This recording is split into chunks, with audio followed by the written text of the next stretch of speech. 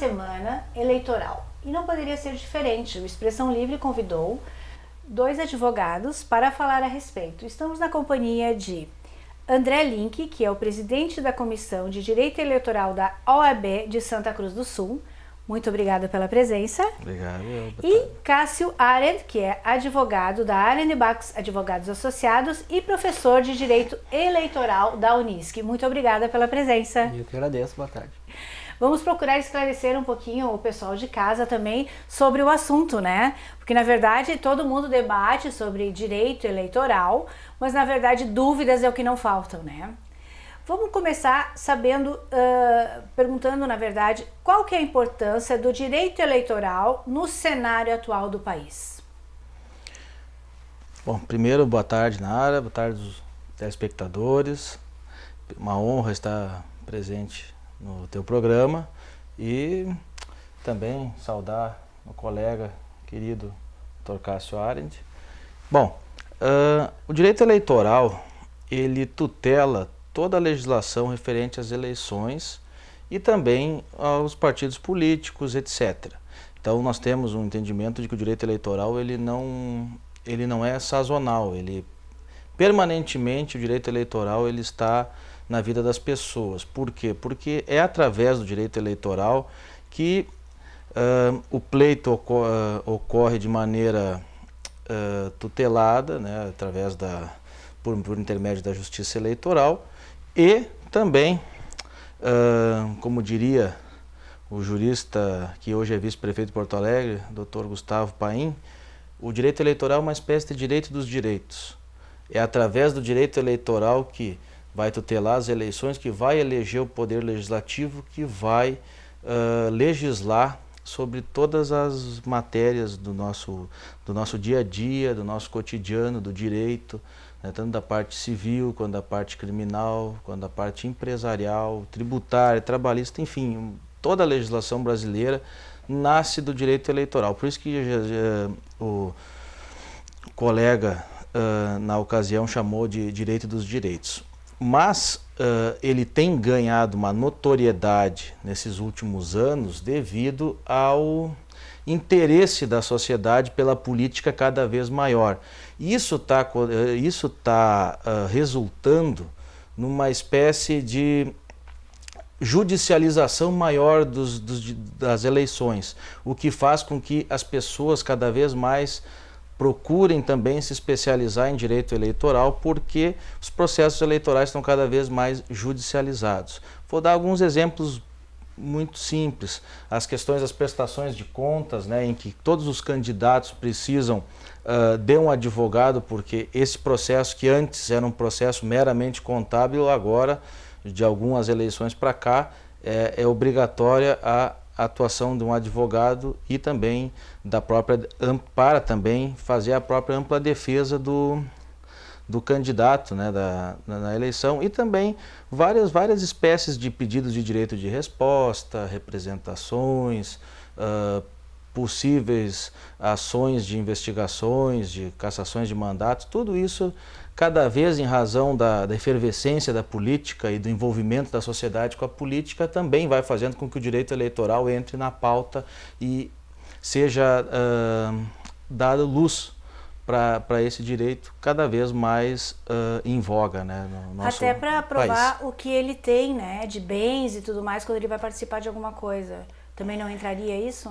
Isso no registro de candidaturas, os candidatos precisam fazer as suas declarações de bens e rendimentos, né, muito com base no seu imposto de renda, e também nos próprios registros de candidatura cada vez mais está sendo feita uma triagem cada vez mais severa nas suas condições de elegibilidade, que é o que nós chamamos, né, o Dr. Cássio sabe muito bem, em razão da lei complementar 135, que é a lei da ficha limpa, onde se incluiu várias condições de inelegibilidade maiores do que as que já existiam antes, termina, né, pelo próprio processo de registro de candidatura já ser um processo de certa forma judicializado, porque as impugnações aos registros feitas tanto pelas candidaturas adversárias quanto pelo Ministério Público Eleitoral,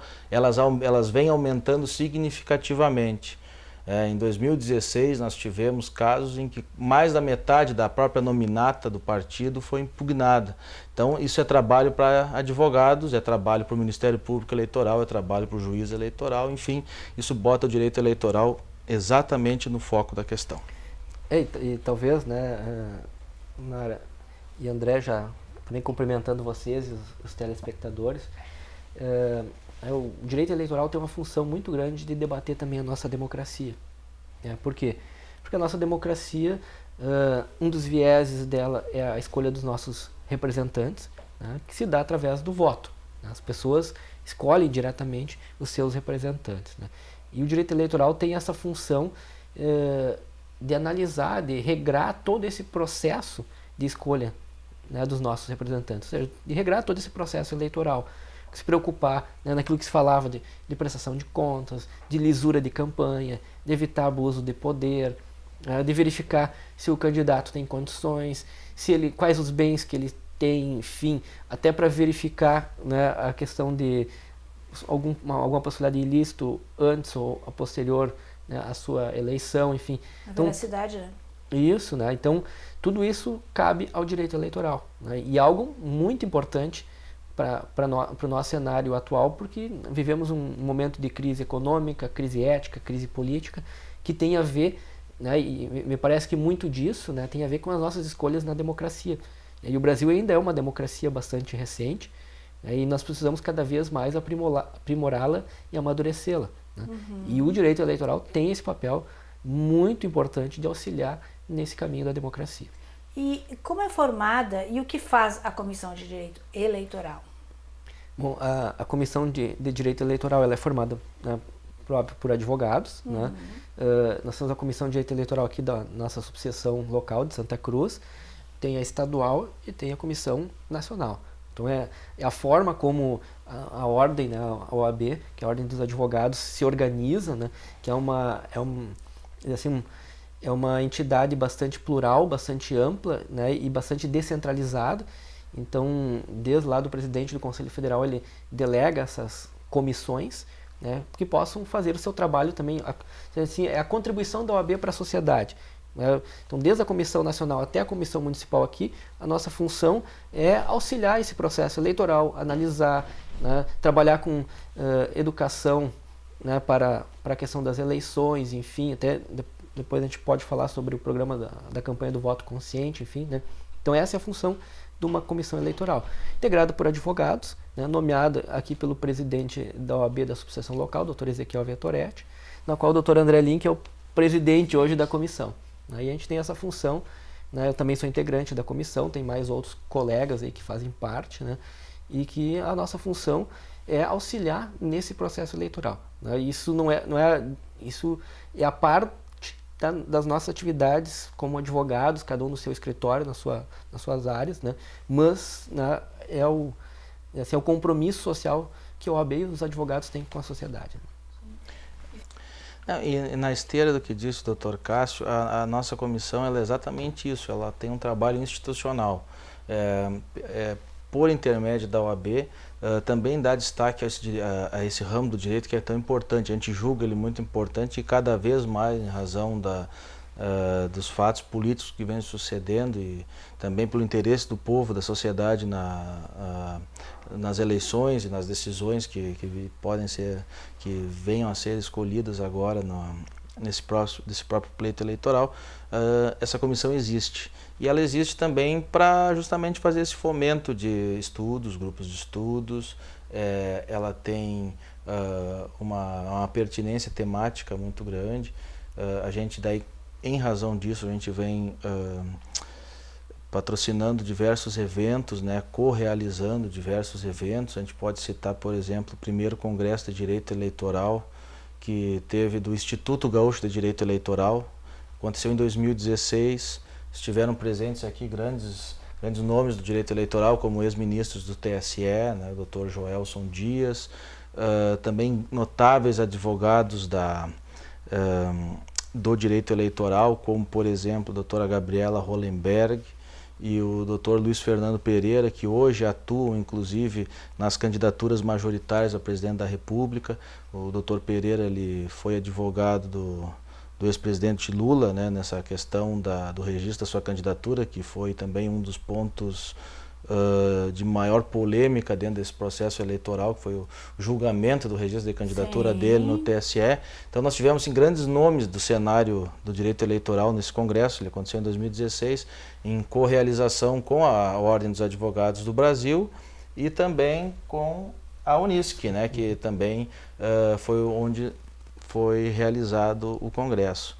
Também nós tivemos em parceria com a SEMP, com a ACI, na programação do painel de desenvolvimento regional, onde foram expostos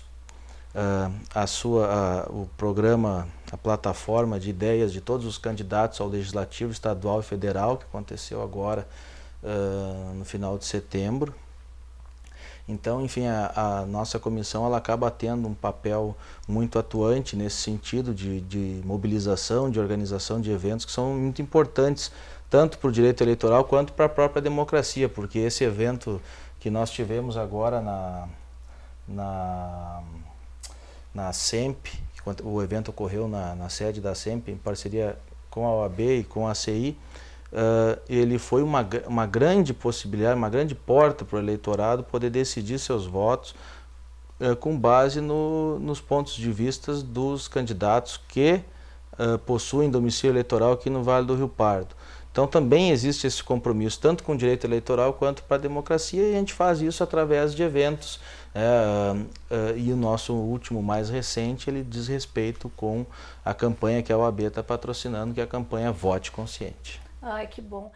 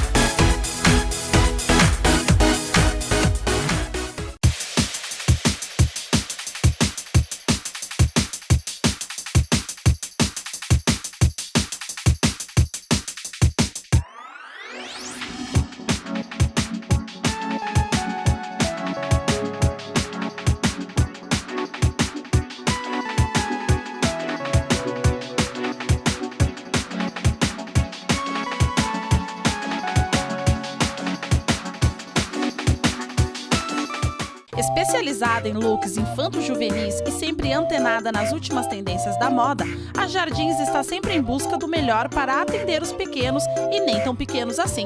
Não perca seu tempo, vá direto para a Jardins, na rua 28 de setembro, 414, em Santa Cruz do Sul.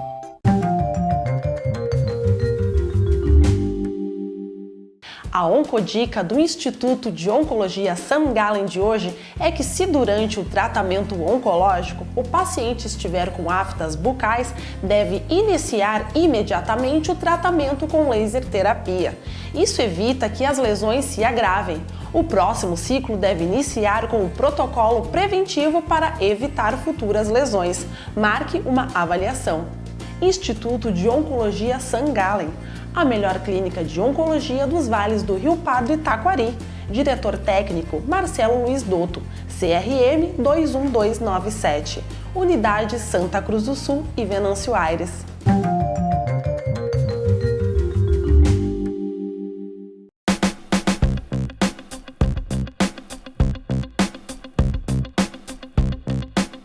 Vamos falar então um pouquinho sobre essa campanha? Claro, vamos colocar falar. para o pessoal? Bom, em primeiro lugar, Vamos quero te mostrar oferecer um cartaz aí da nossa campanha. Ah, muito obrigada. Tá, Vou esse mostrar é pro pessoal aqui olha, de casa, ó. Vamos lá.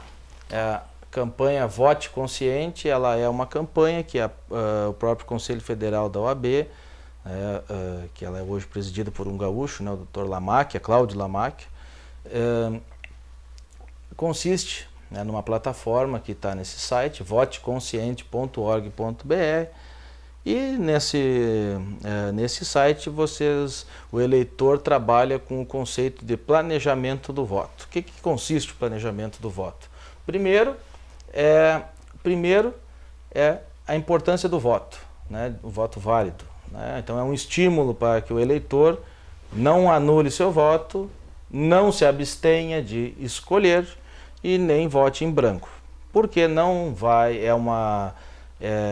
é verdade a tese de que protestando você votará em branco ou nulo ou não irá comparecer. Pelo contrário, o melhor protesto é você fazer a sua escolha dentre os candidatos de acordo com a sua visão de mundo, de acordo com a sua consciência, né? Porque a campanha ela é totalmente apartidária, ela é institucional, ela não visa induzir a nenhuma escolha, muito pelo contrário, ela visa a você, com base nos seus pontos de vista, fazer as suas escolhas com base nas informações que existem nessa plataforma. Então, essa é a primeira parte do planejamento ela do convoca voto. o eleitor a exercer um direito e um dever de cidadania, Exato. que é o seu voto, né?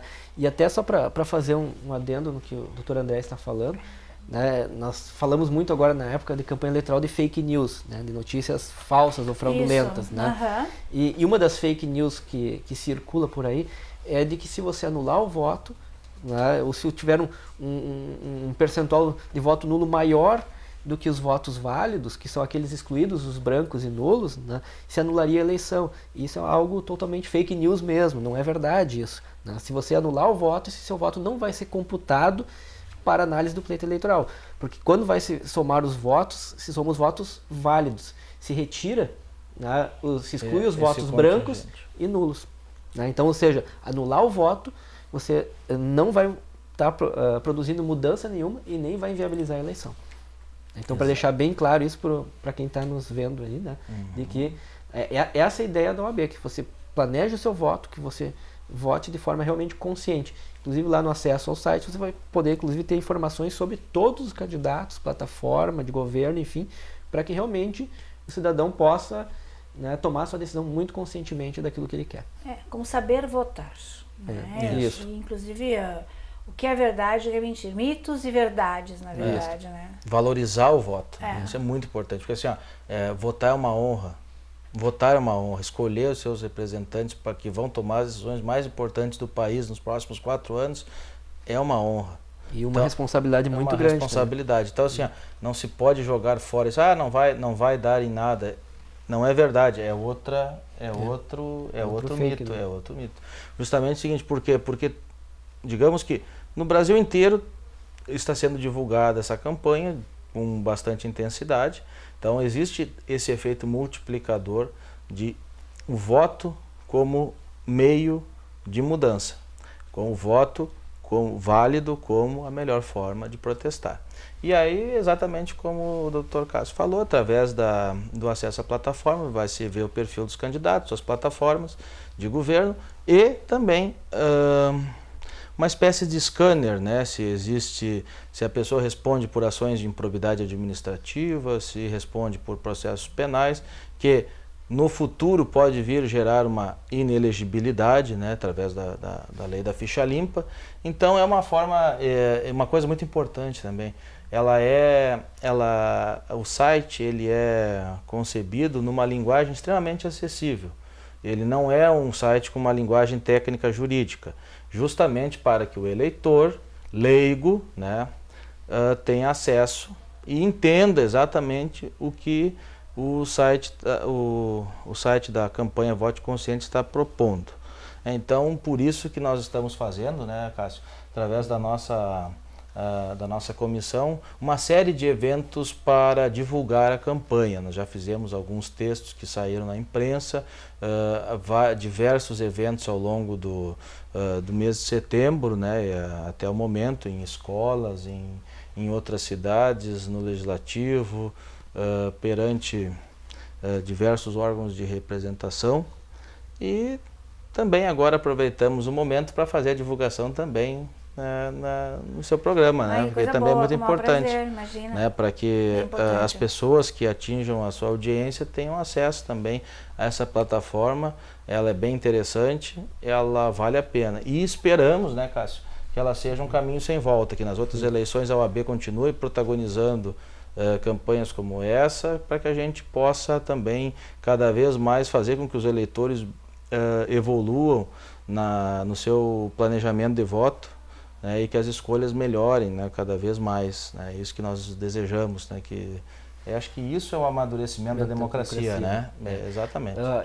A OAB tem uma preocupação muito grande nas eleições últimas, que foram as eleições municipais, há 2 anos atrás. Nós tivemos um índice em torno de 25% de abstenção. A gente estima que esse ano deva chegar em torno dos 30%, que são pessoas que não foram votar. Né? Isso, claro, demonstra o quê? Um grande descrédito da população perante os órgãos políticos, especialmente, né, aos políticos em si, né? E nós acreditamos, enquanto ordem, de que não é esse o caminho. Né? O caminho não é não participar, é pelo contrário. Né? Se estamos descontentes com alguma coisa, nós temos aqui realmente participar e demonstrar esse descontentamento através do voto. Né? E não se abstendo de votar. Né? Porque a tendência é essa, né? O povo vai ficando descrente e acaba não querendo mais votar. Né? Vou fazer o quê? Não quero mais saber, não adianta eu votar, então não quero votar. Quando na verdade tem que votar e no seu candidato não abrir mão. Tipo assim, não vou votar no meu candidato porque ele não está com muita chance, então para que não entre o candidato que eu não quero, eu vou votar no outro candidato. Então assim, não, mantenha o seu voto, vá no seu candidato, depois você veja o que você vai fazer. Mas, né, vote consciente. Isso. É ou não é verdade? Mas vamos falar um pouquinho sobre abuso de poder. Como se caracteriza o abuso de poder? Pode-se incluir neste caso o uso indevido de fundos de campanha? Assim, o abuso de poder, nós estamos ainda engatinhando nesse assunto, porque ele é tema fértil para muitos desdobramentos, né, Cássio? Porque existe o abuso de poder político, né, que está vinculado também, acho que, ao abuso de autoridade, né?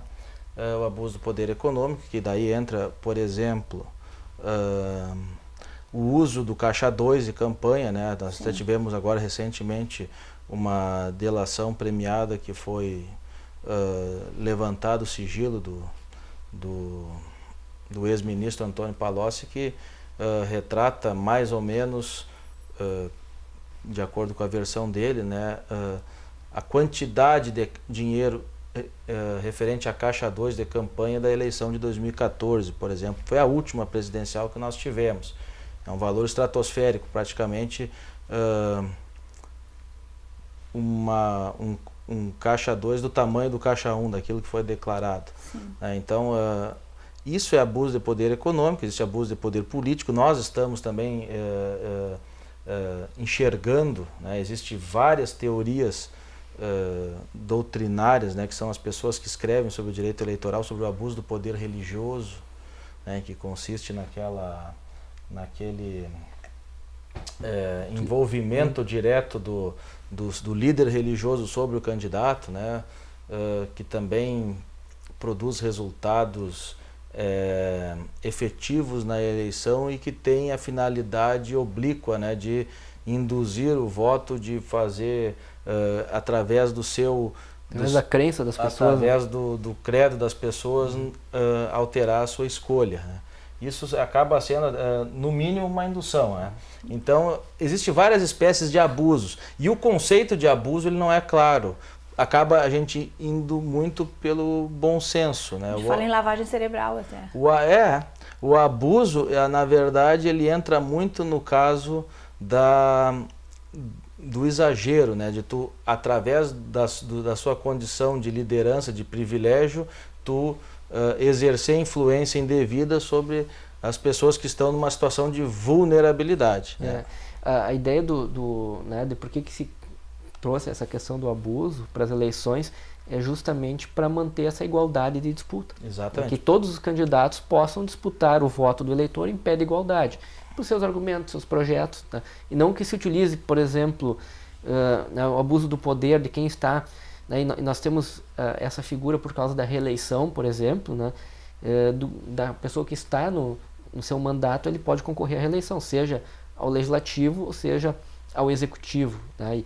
E há uma possibilidade muito grande de quem está concorrendo à reeleição, daqui a pouco utilizar da máquina pública com fins eleitorais.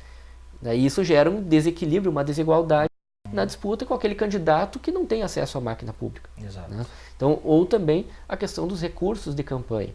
Né? O que se viu muito ao longo dos anos é de que alguns partidos tinham muito dinheiro e outros partidos não tinham tanto dinheiro. Isso gera um desequilíbrio na hora do pleito eleitoral. Né? Então, por isso que há toda uma regulação sobre gastos de campanha, arrecadação, né? E a proibição, agora mais recentemente, da possibilidade de doação de campanha por pessoa jurídica. Né? Justamente por isso, com o intuito de criar uma igualdade, uma isonomia maior entre os candidatos. Né? É isso que eu ia perguntar, quais que foram as principais novidades sobre financiamento de campanha este ano? Eu acho que a grande novidade para a eleição presidencial é que assim, todo mundo, e se engloba todos os partidos, né, e candidatos, não sabiam muito como isso ia se dar esse ano, que era a questão do financiamento. Por quê? Porque esse é a primeira eleição presidencial sem a possibilidade de financiamento de campanha por pessoa jurídica, que eram os grandes financiadores. As grandes empresas eram os grandes financiadores. Bancavam, né? Bancavam, e nós tínhamos declaradamente várias candidaturas, né, de vários partidos. Por enfim, exemplo, os 3 primeiros eles davam percentual. Não havia uma vinculação assim, ideológica com a questão da doação de campanha, né? E isso gerava campanhas milionárias, né? E até com marketing, desvirtuando, né, de certa forma, a ideia do pleito eleitoral, né? Então, essa é uma mudança significativa que teve para esse ano. Então, somente pessoas físicas podem fazer doações, né? Mas o que em contrapartida criaram, que, ao meu ver, é para manutenção dos partidos que estão no poder? Um fundo eleitoral, um fundo especial de financiamento de campanha, que a gente apelidou da sigla FEFC, né? Que é o fundo em que o recurso é dividido entre os partidos, só que na proporção do tamanho da sua bancada na Câmara e no Senado. Né? Então, óbvio que os grandes partidos que têm maior representação na Câmara e no Senado são os maiores beneficiários deste Fundo Especial de Financiamento de Campanha. Ou seja, né, os maiores que já colocavam mais recursos nas suas campanhas agora terão um financiamento público para fazer a sua campanha. Né? Então, nesse aspecto, me parece que, né, dificulta essa igualdade de condições. Né? Porque, você imagina, fazer uma campanha presidencial no Brasil, que é um país imenso, que eu tenho que ir de norte a sul, de leste a oeste, tem um custo muito alto. Né? E com um partido menor, tem uma dificuldade muito maior de fazer essa campanha, né, do que um partido maior que já ganhou um recurso público, né, gerando uma vantagem enorme. Dificulta uma mudança. Isso, né? Então tem essa questão. A gente importou uma questão lá dos Estados Unidos, que é a possibilidade da vaquinha eleitoral, o crowdfunding, né? Que as pessoas podem doar, né? E havia a possibilidade de doar, inclusive, já no momento lá de que o sujeito era pré-candidato. Na pré-campanha, né? Então, o fulano lá se lançou pré-candidato a deputado, ele já poderia fazer a sua vaquinha, verificando, né, se teria apoio financeiro para a sua candidatura.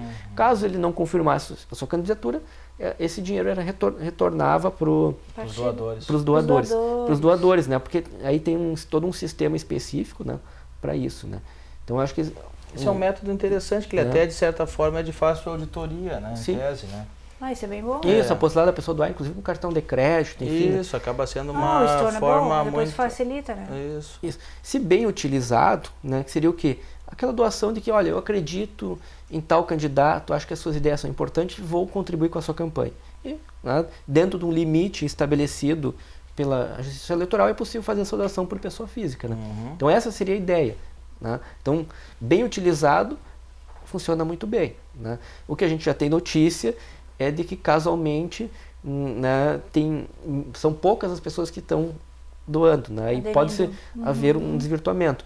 Já tem situações de eleições anteriores, né, da última eleição principalmente, tá, falando da eleição municipal de 2 anos atrás, de pessoas que simplesmente não tinham nem condições, eram assistidas por programas sociais, Bolsa Família, enfim, e que tinham contribuição. Provavelmente o quê? Emprestar o seu CPF para fazer a prestação de contas. Seria uma forma de fraudar. De fraudar a eleição, né? Então, a doação. Mas cada vez mais a gente pode dizer que o cerco está fechando. Tá se fechando. Existe uma outra crítica também que se faz ao financiamento em relação ao autofinanciamento. Por exemplo, existem candidatos que declaram no seu imposto de renda 300 milhões, 400 milhões. O candidato pode financiar até o limite de gastos estabelecidos pelo tribunal.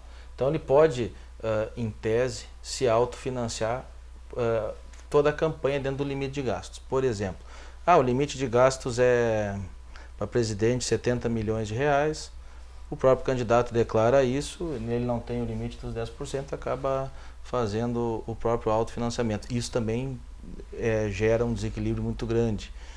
Então também é uma naquele candidato que tem um nível econômico, né, muito nível maior do que aquele outro que é mais humilde, enfim, né? Então não consegue fazer a própria doação, a doação para sua própria candidatura. Isso também acho que é um ponto, né, que poderia melhorar, mas acho que já se avançou bastante, né? Então também não dá para... E isso demonstra assim, como a gente ainda tem que aprimorar a nossa democracia, o nosso processo eleitoral, né? Nós ainda não achamos, né, qual seria o ponto ideal, né? O que seria ideal? O equilíbrio disso. Se é financiamento público, se é financiamento privado, se é um misto, se é total público, total privado, a gente não achou esse ponto ideal ainda, né? Então cada país se organiza como, né, para ele é melhor, né? Então cabe ao Brasil também, né, nós conseguimos discutir isso, né, de forma mais serena, né? Claro que a gente, se a gente olha, né, e isso que eu me lembro pelo menos há mais de 20 anos, todo o debate em época eleitoral, eu ouço que os candidatos falam em reforma política e reforma tributária, e nós ainda não conseguimos fazer isso de uma forma mais eficaz, né? Então ter serenidade para discutir essas coisas, né? E acho que isso é importante, né? E cabe ao direito eleitoral ajudar nesse momento, nesse processo eleitoral, justamente isso, né? O processo eleitoral e a eleição não pode ser um projeto de poder, né? Simplesmente para estar lá no poder como um representante do povo. Tem que ser um projeto também de Estado, um projeto de interesse público, e isso significa o quê? Precisamos discutir um processo eleitoral que seja ideal para todos, né? E isso, quem tem que ter a capacidade de fazer isso são os nossos representantes e, claro, ouvindo toda a sociedade. Não teria que, de repente, ter uma verba pública, vamos supor, vamos usar um valor de 10 mil reais, tivesse 10 partidos, cada um teria R$1.000 e ninguém pode usar o seu próprio recurso. É aqueles R$1.000 por partido e fim de papo. Vamos usar um exemplo. Ninguém pode usar nenhum recurso. Então todo mundo teria a mesma vantagem. Por quê? Porque o intuito é mostrar o trabalho que vai fazer pelo país. E ponto. Acabou. É aquela verba e fim. E todo mundo vai trabalhar por aquele valor. Para mostrar. E acabou. Porque ali ninguém deveria estar para ganhar dinheiro, e sim para trabalhar pelo país. Sim. Então o governo está dando aquela verba e todo mundo vai ter que mostrar a que está vindo. E aquele o valor disponível para mostrar, e todo mundo tem o mesmo valor, independente do partido, e ponto. Acabou. Isso gera bastante polêmica, porque tem pessoas que são, né, e partidos que são defensores de que não deveria ter financiamento público nenhum, né? Porque nós temos 2 tipos de financiamento. O fundo especial agora para financiamento de campanha, e tem o fundo partidário, que é para financiamento dos partidos, né? E isso significa alguns bilhões de reais para o país, né? Inclusive tem partidos que estão devolvendo, que não querem, né, acessar esse recurso. E tem assim, vozes da sociedade que entendem que esse financiamento partidário e o financiamento de campanha, né, ambos têm que ser totalmente privado e não público, Que seja privado, então. Mas que seja estabelecido um valor X. Um valor, não né, pode ultrapassar para gerar isso. uma igualdade. Né? E que todo mundo tenha um número X de vaga igual e que seja privado, mas que seja tanto e ponto. Existem diversos pontos de vista. Existe a tese do financiamento público, existe a tese do financiamento privado, do financiamento misto, do financiamento só por pessoa física, do pessoa física e pessoa jurídica. E existe, na verdade, é muito complexo o tema. Esse é um tema para muitos debates e muitos fóruns. Na verdade, o que a gente tenta, na verdade, é... Mas é que eu acho que teria que chegar alguém e botar ordem nisso, entendeu? E falar tem que ser assim, porque se todo mundo for dar sua opinião, nunca vai chegar um denominador comum. Eu acho que deveria chegar alguém e colocar ordem nisso, porque senão nunca vai chegar e... Aí a gente chega no ponto que é a próxima pergunta. E essa corrupção, né?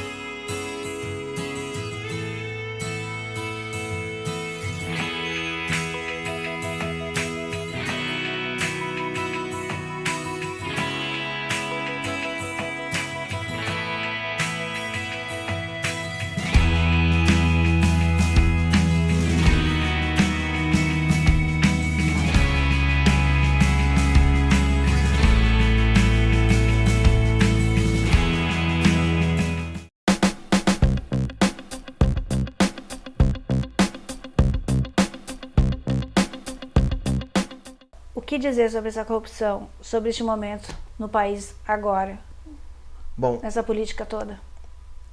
O que nós estamos enxergando hoje no Brasil, até muito vem em decorrência dessa descrença da classe política, do partidarismo. Partidarismo, a gente fala, são os partidos políticos sendo uma instituição com desconfiança. As pessoas enxergam os partidos políticos cada vez com mais pessimismo e com razão. Porque o que aconteceu depois das últimas reformas que aconteceram no final da década de 90 e nos anos 2000, ficou muito fácil se criar ou se fundir um partido político sem ter aquele compromisso programático. Então, o que aconteceu? No Brasil, 35 partidos foram criados e existem partidos das mais diversas matizes, alguns claramente repetidos, né? Então, vou dar um exemplo, o partido do Corintiano. O partido corintiano tem um registro aprovado no TSE. Ele só não foi, depois, por algumas circunstâncias... Deu continuidade? Com continuidade, mas ele chegou a ter o seu registro aprovado no TSE. Então, quer dizer, não é difícil hoje criar um partido no Brasil. E o que acontece? Como grupos políticos se brigam dentro tanto do parlamento quanto no poder executivo, termina que entre um grupo e outro acaba tendo dissidências, que vai criando um novo partido. Esse novo partido vai ter uma bancada X, porque é uma bancada de dissidentes, e isso vai gerar para ele tempo de TV, tempo de rádio, verbas do fundo partidário, do fundo eleitoral. Né? Então, o que acontece? Acaba sendo um núcleo de poder para poder entrar nesse balcão de negócio. Então, nós estamos vendo hoje no Brasil uma candidatura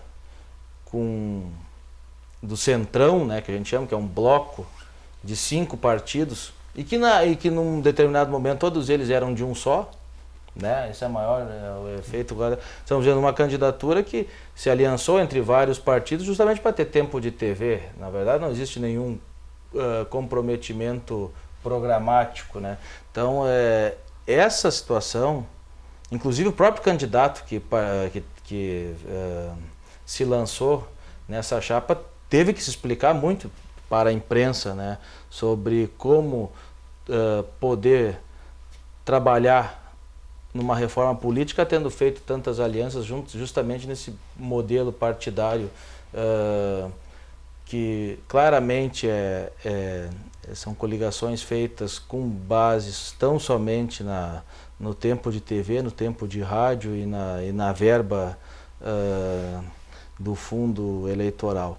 Então, e o candidato se vendo em maus lençóis, tendo que responder da explicação justamente Sim. por isso, porque a população está com uma descrença na instituição partidária, e isso eu pelo menos na minha opinião pessoal, é uma das grandes correções que a democracia precisa fazer, que é fortalecimento partidário. As pessoas precisam entender uma situação muito simples. A saída sempre está na política. A política, ela não é feita só de pessoas ruins, ela é feita de muitas pessoas muito bem intencionadas. Existe um sistema que chegou no fundo do poço, né, através desses escândalos de corrupção que estão sendo revelados dia após dia a partir da Lava Jato, né, do mensalão, né, podemos até voltar um pouquinho antes, mas a Lava Jato principalmente tem... como diria na linguagem, tirado a roupa do rei, né? Tem mostrado como funciona determinadas condutas para fins eleitorais, de como se faz para se chegar ao poder, até onde vai o nível de comprometimento com negócios espúrios, com corrupção e na verdade até loteamento. Essa crise ela é muito mais ampla do que só a corrupção e a Lava Jato. Ela vai até a loteamento de cargos em estatais para coligações, para partidos. O povo não quer saber disso, o povo não gosta dessa... E como o povo tem a rede social agora, de certa forma ele acaba tendo nessa rede social a capacidade de falar isso, e disso chegar nos ouvidos das lideranças, porque é tanta gente que acaba se manifestando Sim. contra esse tipo de procedimento que as próprias lideranças acabam tendo que ceder. Isso até de certa forma é algo inédito, né? A gente nunca tinha visto nada disso, porque às vezes as medidas, elas muitas vezes a contragosto do povo, ela acabava acontecendo sem o povo poder responder. Agora o povo vai na sua rede social, na sua página pessoal e critica bastante os políticos, tudo, não sei o que, aquele monte de coisa.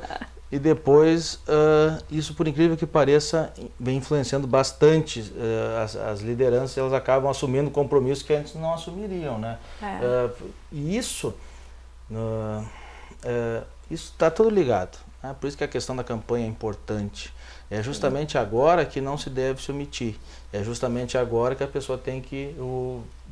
Pode ver que o seu protesto, ele, de certa forma, ele tem eco. Ele tem eco, porque existem várias pessoas que também se manifestam, e isso chega no ouvido cada vez mais da classe política, e também, de certa forma, ajuda a melhorar nesse ponto de vista, né? Então, assim, se me permite fazer um comentário, eu acho que o fortalecimento do partidarismo, significando, por exemplo, algumas medidas que eu enxergo fundamentais como cláusula de barreira, fim de coligações e um vínculo cada vez mais com a plataforma programática do estatuto dos partidos, vão ser no futuro próximo o grande norte dessa nova democracia, porque agora nós estamos vendo inúmeros partidos, alguns com estatutos programáticos praticamente iguais, né, mas com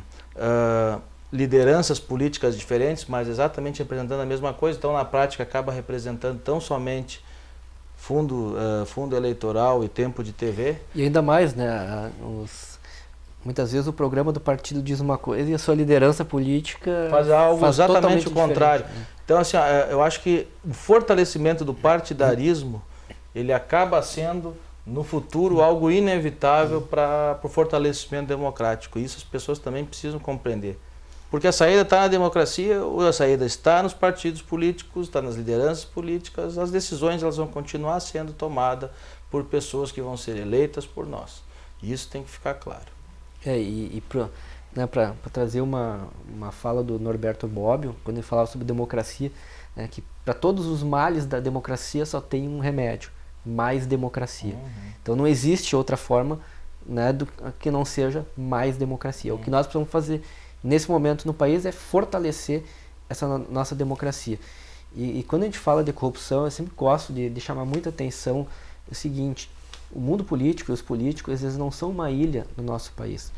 Se nós temos políticos corruptos, se o nosso sistema político é corrupto, é porque também a nossa sociedade, de certa forma, é corrupta. Exatamente.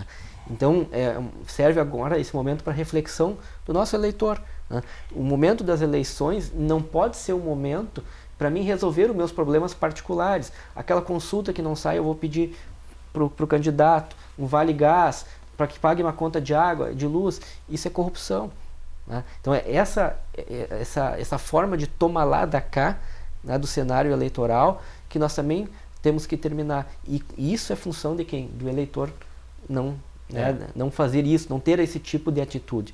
E isso passa muito por conta da consciência do eleitor. Por isso a ideia do voto consciente. Vamos trabalhar com a questão de programa, de ideias, né? E é isso. E que o eleitor cobre o seu candidato que foi eleito, ou mesmo aquele que né, mesmo que seja o sujeito que foi eleito, mas não foi votado pelo cidadão, ele pode cobrar. O que ele está fazendo? Né? Porque quem é eleito é para atender o bem público, o interesse de todos. Governa para todos. Né? O que esperar dessas eleições de agora? O que vai acontecer? Acredito que o Brasil, ele, apesar de estar atravessando por um momento delicado da sua vida política em razão das corrupções, dos escândalos e também dessa própria crise institucional nas instituições, nos partidos políticos, nas lideranças, eu espero que o Brasil saia fortalecido dessa eleição. E isso não é totalmente impossível, né? Basta as pessoas comparecerem nas urnas, fazerem o seu voto e depois, quando for declarados os eleitos, que cada vez mais e que cada vez seja mais facilitado o acesso aos eleitos para os seus eleitores. Também o próprio uso das redes sociais como forma de... é uma espécie de palanque virtual, acaba sendo um palanque virtual. Porque todo mundo acaba colocando as suas opiniões, suas visões de mundo e sempre acaba tendo alguém para interagir contigo. Eu acho que essas eleições desse ano elas estão muito mais calorosas no ambiente virtual do que no corpo a corpo com o eleitor. No corpo a corpo, exatamente. Nós estamos vendo, aliás, nós estamos vendo uma coisa muito interessante nessas eleições. Nós estamos vendo que as redes sociais estão fazendo muito mais influência do que o próprio tempo de televisão aberta.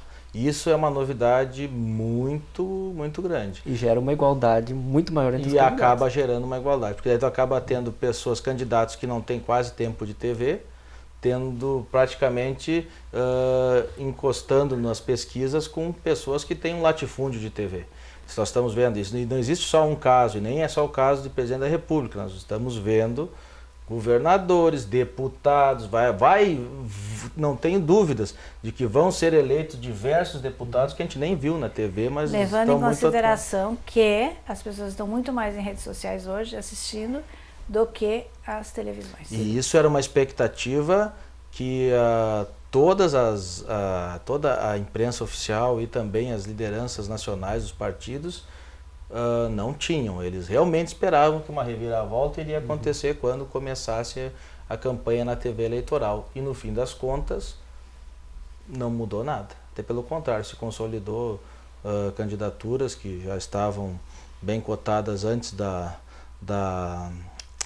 campanha na TV aberta. E isso vale para todas as esferas, vale para o executivo, legislativo. Então, a grande surpresa dessa eleição é, na verdade, a influência das redes sociais na campanha muito maior e muito mais influente do que na TV aberta. E isso realmente é um fato novo. E algo que a gente vai ter que pensar, inclusive para as próximas eleições, né?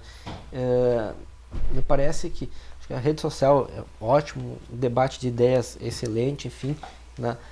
Mas ressaltar, principalmente para o nosso telespectador aqui, né, de que a campanha eleitoral se faz com debate de ideias e não com ódio. Né? A gente tem exemplos aí no mundo, né, o que terminou, o que aconteceu nos países em que o ódio, né, teve êxito. Nós temos guerras, temos destruição, mortes, enfim. Né? E democracia não se faz com ódio, se faz com debate de ideias, com respeito da opinião dos outros. Né? Saber que a outra pessoa pode ter uma opinião contrária da nossa, ele não precisa ser nosso inimigo, enfim, respeito, por conta né? disso. Saber conviver. Exatamente. Isso. E saber que o seguinte, nesse debate de ideias, quando ele é, né, realmente um debate puro, existe um interesse comum, que é um país melhor, que eu tenho plena certeza que todo mundo está querendo isso hoje no Brasil, ter um país melhor. Né? Talvez cada um vai escolher um caminho diferente para chegar nesse país melhor, mas ressaltar que isso é um debate de ideias que com muito respeito e com muita serenidade tem que ser feito. Né? E só assim a gente vai conseguir evoluir. Com ódio a gente não vai chegar em lugar nenhum, pelo contrário. Né? Se a gente fizer um debate com ódio nas redes sociais, a gente vai retroceder. Exato. Doutor Cássio, muito obrigada pela participação. Doutor Doutor André, muito obrigada também por ter aceitado o nosso convite. Eu que agradeço. E você de casa, por favor, não esqueça, neste domingo, vote consciente. E espero vocês na próxima semana. Até lá.